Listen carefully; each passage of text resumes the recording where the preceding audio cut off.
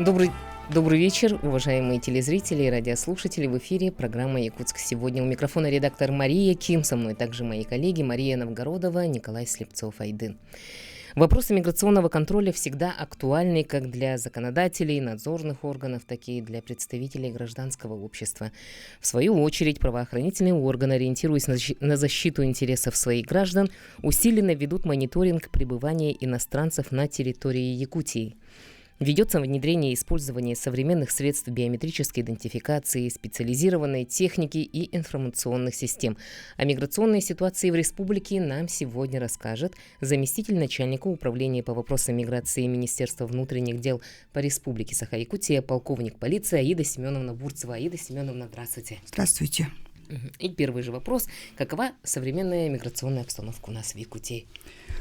В первую очередь, хочу сегодня День Конституции, поэтому, воспользуясь случаем, хочу от имени руководства Министерства внутренних дел по Республике Саха-Якутия и также руководства Управления по вопросам миграции и от себя лично поздравить с Днем Конституции. Спасибо сегодня огромное. Все наши подразделения в рабочем порядке работают во всех площадках среднеобразовательных школ, муниципальных образований, по торжественным вручениям паспорта гражданина Российской Федерации в связи с достижением 14 лет и также по приобретению гражданства Российской Федерации. И пожелать, конечно, всего самого доброго. Спасибо, Ива Семеновна. Спасибо большое. Но вопросы миграции, они всегда были, есть и остаются актуальными для государства, для любого субъекта, и в этой связи, даже вот именно возвращаясь к истории, это в 1714 году, указом самого великого Петра I была создана наша служба. Петр I – это человек, который, из тех руководителей России, который ездил очень много за границу, видел все это, и чтобы именно контролировать въезд иностранных граждан, издает свой указ о контроле прибывающих в Россию иностранных граждан и постановляет об издании такого документа, как паспорт. Он тогда поназывался попроще, пашпорт. Вот так вот, пашпорт, через букву Ш, потом он уже усовершенствовал, и сейчас мы его называем паспорт. С тех пор 300 с лишним лет, существует наша служба миграции, миграционная служба, за это время очень много она реорганизации проходила, и оно всегда остается актуальным. Актуальным для страны в каком плане? Это экономическая, это политическая основа, это демографическая. Это три основные составляющие, которые именно контролируют миграционные вопросы, и она всегда актуальна. Но мы знаем, что такое миграция. Миграция есть внешняя, миграция есть внутренняя. Поэтому контроль за этим, именно это все задачи возложены на миграционные службы. Вроде мы очень давно существуем, подразделение миграции, при этом же мы такое именно, так скажем, бойцы невидимого фронта, которые ведем очень большую работу. Учет каждого гражданина России, который проживает в России, также учет и контроль за каждым иностранным гражданином, в том числе и выезда граждан Российской Федерации за пределы и обратного въезда. Это все под контролем именно миграционных служб. Мы сказали, что вопросы миграции всегда остаются актуальными, в каком плане? Экономическая, в первую очередь, идет составляющая. Почему? Потому что иностранный гражданин, он въезжает в Российскую Федерацию с какой целью? Чтобы работать. Одна из основных. Одна из основных, работать, основная масса именно для цели работать, приезжают, И эти люди, приехавшие, через оформление документов для трудовой деятельности, они осуществляют трудовую деятельность. Если в этом году именно прибегнуть к статистике, в этом году в Россию, в Якутию, 38 тысяч иностранных граждан въехало.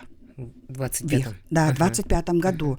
Это чуть больше показатели прошлого года на 30%, да? В прошлом году у нас 28 тысяч было въездов, да? Вот. Основной поток мигрантов, это 94%, это страны СНГ. То есть бывшие наши соотечественники, которые мы все жили в одном государстве, как назывался Советский Союз, да? Вот. И всего 5% это страны дальнего зарубежья. Это вот, допустим, Китай и другие страны, да? Вот. Из стран СНГ большое количество в этом году въехавших это граждане Киргизии. Да, это 11 тысяч, да. Второе место граждане Узбекистана 9 тысяч, да, и граждане Таджикистана 8,5 тысячи. Вот. Ну, остальные страны не буду называть, потому что относительно цифры эти намного меньше. Меньше. И 85% въехавших это трудоспособного возраста. Это значит трудовые мигранты. Также тут необходимо отметить, что 95% именно, да, из этих въехавших, это именно въехавшие целью работать. Вот. Теперь какова вот именно вот они вот приезжают, да, работать. И, соответственно, проходят через миграционные службы, да, миграционную службу оформляет документы для работы. Тут надо тоже разграничивать, да. Эти страны СНГ, они подразделяются на страны Евросоюза экономического. Вот помните, да, договор был подписан в городе Астане в 2014 году, где несколько государств, да, в том числе Российская Федерация, да, подписывает договор, да, об экономическом союзе. То есть эти страны, граждане этих стран в тот или иную страну въезжают, да, и при этом в более упрощенном порядке оформляют документы на трудовую деятельность.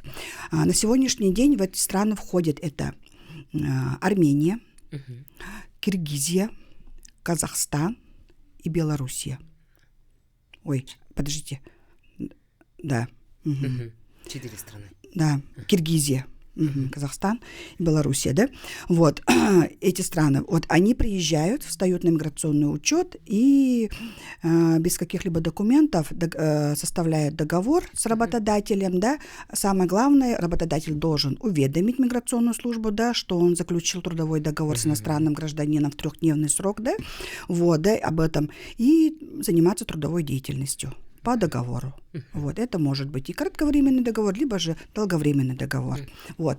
А кроме этих стран, которые не входят именно и в Российский экономический союз, да, это страны Таджикистан, Казахстан, да, вот эти страны, они работают по патенту. Да. Оформляют документы именно, который называется патент, который дает заниматься трудовой деятельностью. Вот. Тут уже определяется профессия человека, да, вид работы, чем он будет заниматься, да, и только после этого он имеет право получения после патента, имеет право трудоустраиваться и составить трудовой договор с работодателем. Вот. И в этом году, как статистика показывает, да, основное да, количество иностранных граждан, которые оформили трудовые документы, да, в Якутии это чуть больше 10 тысяч иностранных граждан, это сфера строительства. Вот. Из них большое количество это патентщики, то есть это страны, которые не входят в Евросоюз, да, Союза. Почти 8 тысяч это патентщики. Это разнорабочие, это каменщики, это грузчики, это вот такие вот профессии, которые необходимы для строительства. Вот. На сегодняшний день мы все наблюдаем, да, и видим, да, как хорошо развиваются вообще субъекты Дальнего Востока, потому что вот мы в этом году, буквально в октябре месяце указом президента Российской Федерации подписан, да, новая концепция миграционной политики, да, если мы вернемся до этого именно, которая вот до конца этого года существует, да, концепция миграционной политики подписана еще 5 лет тому назад, да, там было что? Там было развитие Дальнего Востока. Одни из приоритетных оснований, да, почему мы действительно сегодня семимильными шагами видим, как Дальний Восток развивается, том числе, где мы и есть Якутия, да, как самый большой регион России. Вот. И вот как вчера только разговаривали, да, как строительные вот именно фирмы, так можно сказать, да, говорят, что в ноябре месяце только в Якутске 2000 квартир ввели именно в эксплуатацию, вручили ключи вот, новым жильцам в Якутске, да, это уже показывает, да, в месяц 2000 квартир ввели, это 2000 семей и въехали новые квартиры. В среднем по квадратуре, если это взять, где-то 47 квадратных метров, 45. Да. И вот, и вот на это строительство этих вот именно, да, строительство жилых домов, да, ремонт, вот это все строительство в сфере, да, вот в этом году у нас вот оформили документы 10 с лишним тысяч иностранных граждан. На втором месте по количеству, да, именно кто? Это предоставление иных услуг. Это иные услуги. Вот. Услуги такого характера, как, допустим, там необходимые там клининговые, да, там транспортные услуги, там, да, вот, ну, вот такие вот какие-то вот услуги красоты там могут быть, да, вот. И это где у нас 4000 иностранных граждан оформили в этом году документы, да, и на третьем месте это 1500 иностранных граждан, которые оформили документы в сфере добычи полезных ископаемых.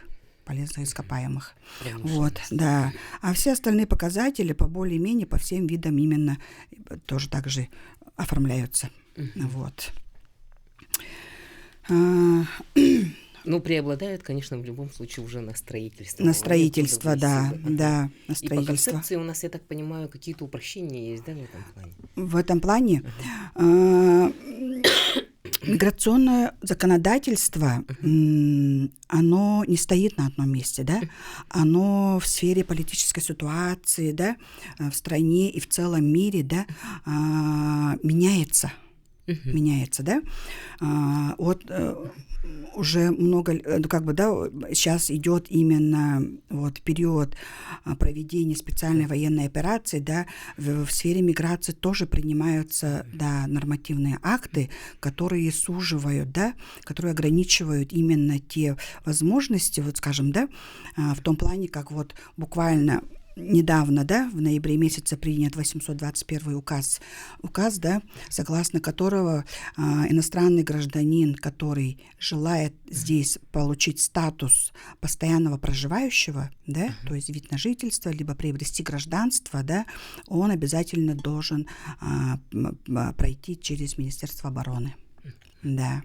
Только контракт, да, либо же только в том случае, если военно-врачебной комиссией системы Министерства обороны, да, он будет признан как негодный к военной службе.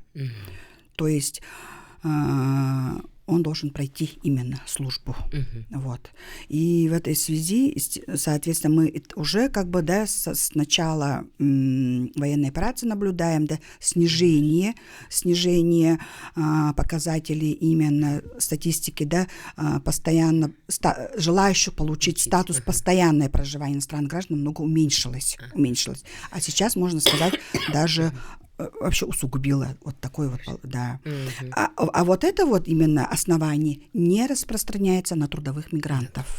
Да. И вот новая концепция, которая вот буквально 15 октября принята, да, подписана указом президентом, да, как раз именно и говорит о том, что страна наша заинтересована в трудовых мигрантах. Да. Трудовых мигрантах. Приехали, проработали честно, это, да, все как положено прошли, это выехали, и вот так вот именно занимались, потому что мы знаем эти страны, откуда прибывают, да, страны СНГ тоже, да, те же страны СНГ основно, откуда прибывают иностранные граждане, они, там нету, действительно, во-первых, низкая оплата труда. Из-за многочисленности этих именно республик, да, там нехватка рабочих мест. рабочих мест, да, потому что это все исследуется, это все выясняется, как бы, да, исследуется, поэтому вот именно и мы видим, что не от хорошей жизни, да, человек уезжает из своей родины, да, от своей семьи, да, родину, уезжает в другую страну, да, желание работать, чтобы на родине как-то обеспечивать свою семью. Вот. Ну, если статус хочет постоянного проживания, если он хочет в будущем перевести свою семью, да, и как-то адаптироваться, да, интегрироваться в российское общество, то, пожалуйста, как говорится, ты сперва интересы государства, да, вот государство России сейчас вот именно нуждается вот в этом, вот, да, чтобы это было политически как бы осознанно. Человеком, который желает стать гражданином России, потому что мы потом в будущем будем уже как бы граждане одной страны. Вот, да? И наша страна вообще же, она же не закрыта, по сути. Да, нет, не закрыта, не закрыта. Ага. Вот. Но при этом же есть такие преференции, допустим, приобрел гражданство Российской Федерации, если иностранный гражданин, да, и не встал на воинский учет, потому что в соответствии с федеральным законом о воинской обязанности все граждане мужского пола с 18 лет, да, обязаны быть военнообязанными. Это обязательность. Это прописано в Конституции, которую мы сегодня отмечаем, да.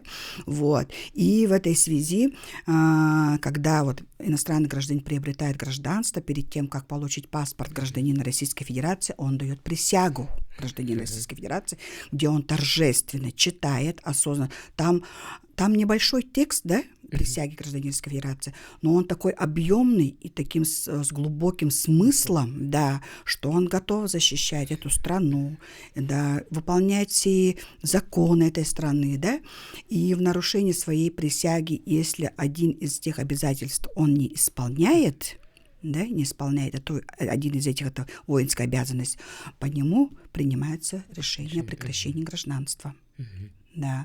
Той же присяге говорится, да, о том, что он будет законопослушным гражданином Российской Федерации, и если он совершает преступления, которые определяются федеральным законом, да, ряд преступлений, там не все, конечно, статьи Уголовного кодекса, да, ряд преступлений, за совершение которых тоже прекращение гражданства Российской Федерации.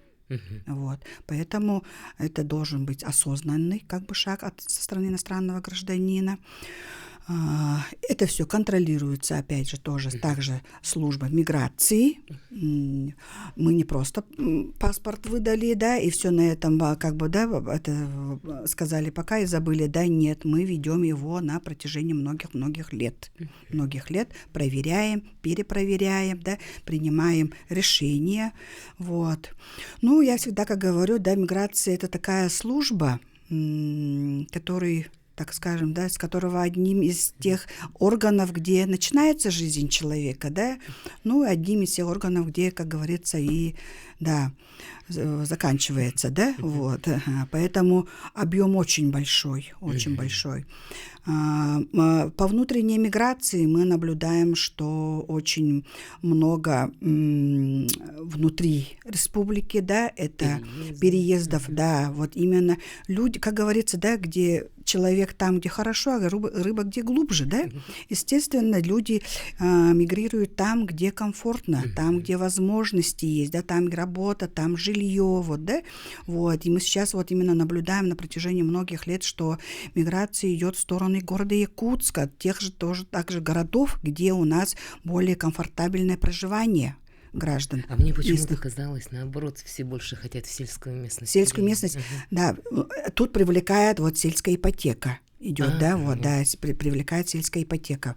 Идет, есть такое вот, да, наблюдается, как вот последние 2 года, да, последние 2 года есть такая вот тенденция есть.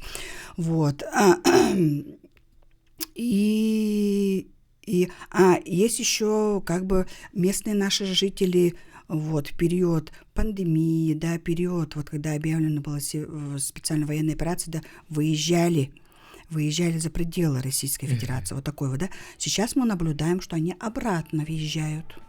обратно уже едут, да. Возвращаются. Возможно, даже если даже не свою исконную, да, как бы, да, именно родину, да, то вот те более такие крупные города Российской Федерации, но наблюдается тенденция возвращения наших земляков И обратно. мы об этом поговорим как раз после рекламы. Буквально на 4 минуты отойдем и продолжим. Еще раз добрый вечер, уважаемые телезрители, радиослушатели. Мы продолжаем нашу беседу с Аидой Семеновной. И вот, Аида Семеновна, расскажите, пожалуйста, нам о госпрограмме по поддержке соотечественников. Да, действительно, такая программа имеется. В России данная программа по добровольному переселению соотечественников, да, действует с 2006 года, а в Якутии, да, данная программа действует с 2018 года. Вот. И вот на протяжении 7 лет данная программа действует, и согласно этой программы, в 2018 году как раз была принята подпрограмма в Якутии, да, и вот под эту программу мы привлекаем наших соотечественников из-за границы. Это социальная программа. Да? То есть, согласно этой данной программе, у нас не вся республика работает, да? Те районы, где больше необходимы нам специалисты. Это 4 промышленных районов, да? И 5 крайнего севера. Крайний север нам кто нужны на сегодняшний день? Это врачи. Это учителя, это работники образования, дошкольных образований, да, вот, инженеры определенные тоже нужны, потому что сейчас север тоже развивается, да, знаем, атомная станция у нас в Усянском районе, да, строится, вот, да, и 4 промышленные района, это Нерюнгри, Мирный, Ленск и Алдан, вот, и там именно по тем вакансиям, в которые нуждается район, в той или иной сфере, да, мы ищем за границей желающих к нам приехать в рамках этой госпрограммы. Программа это, скажем, такая, знаете, очень хорошая. В каком плане, да? Согласно этой программы, иностранный гражданин может приехать один, либо со всей семьей, да, привезти, обеспечивается полностью жильем, образовательными организациями, да, если ребенок дошкольник, обязательно устраивается в школу или в детский садик, да, супруга, если желает работать, тоже трудоустраивается, да, выплачивается полностью проезд, въезд, да, в Российскую Федерацию до места вселения, да, оплачивается подъемные, то есть компенсации еще, чтобы вот этот человек не нуждался в ничем. Там определенная есть, как бы, да, формула на каждого члена семьи определенное количество МРОТа. Вот, да, оплачивается полностью, компенсируется госпошлина, обеспечивается медициной специалист, да, трудоустраивается все в упрощенном порядке, потому что он приезжает, чтобы целью работать на определенную вот место работы.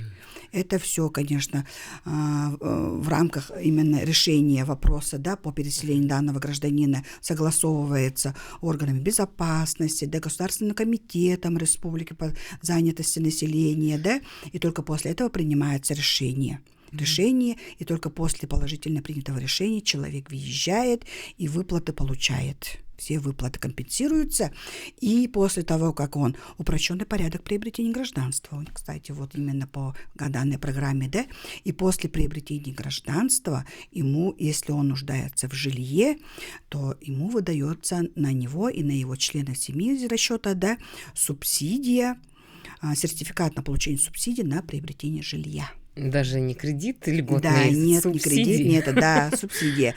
Единственное, что, да, в этой программе, да, он, согласно этой госпрограмме, он не должен никуда выезжать в течение 5 лет и работать там. Нет, в отпуск может выезжать, конечно, да.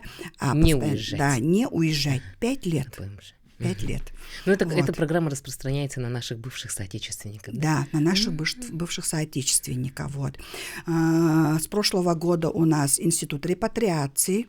Соотечественники, да, оно имеет более такое более расширенное, да, значение, да, то есть все граждане, которые, да, или их внуки, там это, да, которые в СССР жили, да, вот попадают, то есть все страны СНГ попадают там, да, а есть еще в рамках именно понятия соотечественник института репатриации. Кто это такие? Это те граждане, это наши соотечественники, да, то есть те, которые жили, родились здесь в Якутии, да, и в силу каких-то обстоятельств, да, в свое время выехали за пределы России, да, там проживали, да, либо статус гражданства получили, да, либо не получили, да, и желают сейчас вернуться обратно на родину. Вот. Тут тоже, да, до предоставления сертификатов на приобретение жилья. И упрощенный порядок оформления всех документов, потому что мы наблюдаем, да, с определенного времени, да, отношения вообще в разных странах, да, каковое гражданам Российской Федерации либо выходцам из России. Вот.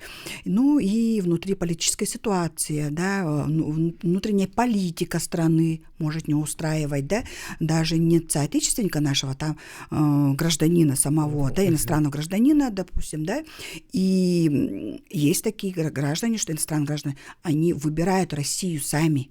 Вот мы хотим в России, потому что нам больше как бы импонирует политика России.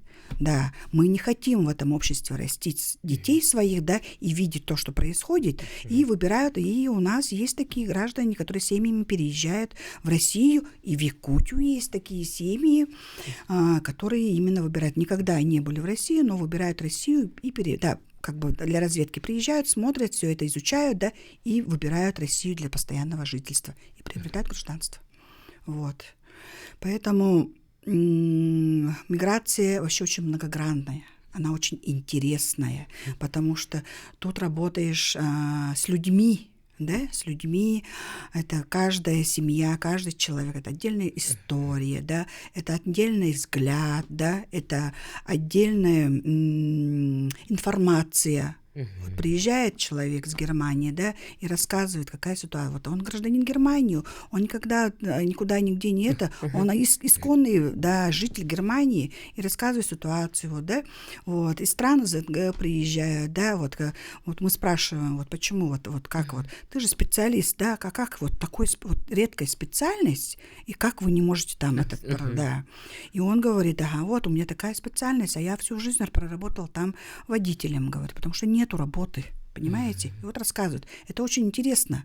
Да, не выезжая за пределы России, ты, работая в миграции, ты все страны, как бы, да, уже да, как будто посетила, как бы, да, вот именно знаешь, какая ситуация, да, какое там трудовые отношения, вот, да, и в целом вообще взгляд самого человека к своей стране тоже очень интересно бывает. Вот, из первых уст узнать, да? Да, из первых уст, ага. Дела обстоят. Да, ну, конечно, есть такое, да, не сразу надо верить всему тому, что говорят, да, да, но информации, конечно, очень много поступает при оформлении документов, опросники, когда мы не просто же так это все выдается, оформляется, да, человек подает документы, очень много проверок, выверок, да, все это все проходит, очень много опросов, да, вот такое вот, и все это изучается. Ну, вот хотя бы как-то первоначально узнать о человеке, да, который въезжает в Россию. Да. Мы же не знаем, там, какие люди едут. Да.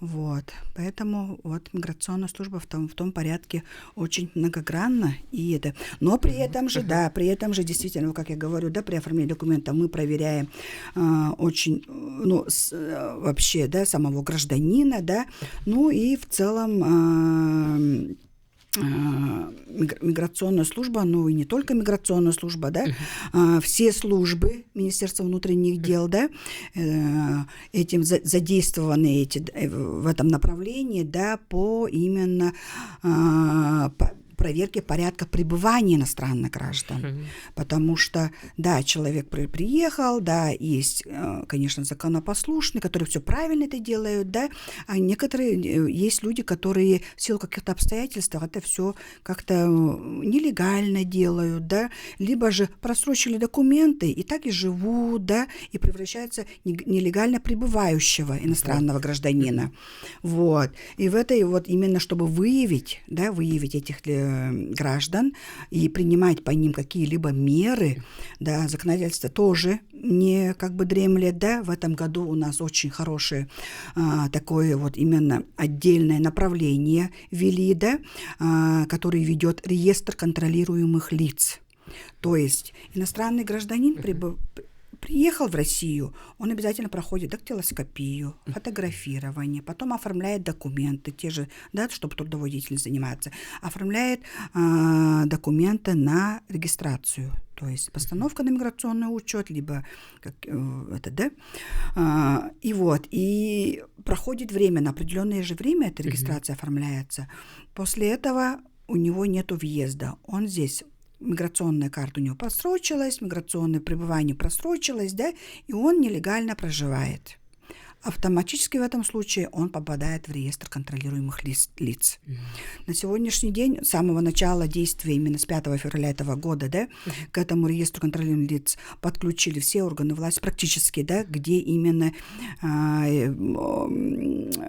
происходит действие гражданина, то есть это банки, где он счета имеет, да, это Росреестр, где он может приобрести, допустим, жилье, да, он не может будет получить ни права на вождение, ни автомашину купить, да, и когда человек, который попал, незаконно находящийся там в реестре, да, он уже попал, потому что незаконно находится, да, у него в банке сразу же закрывается счет, блокируется счет.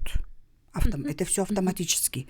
Да, у него сразу, когда он, если покупает жилье, там, допустим, да, или регистрирует что-то там, да, у него в Росреестре сразу видят и отказывают в этом. Автомашину не может купить, да, права оформить.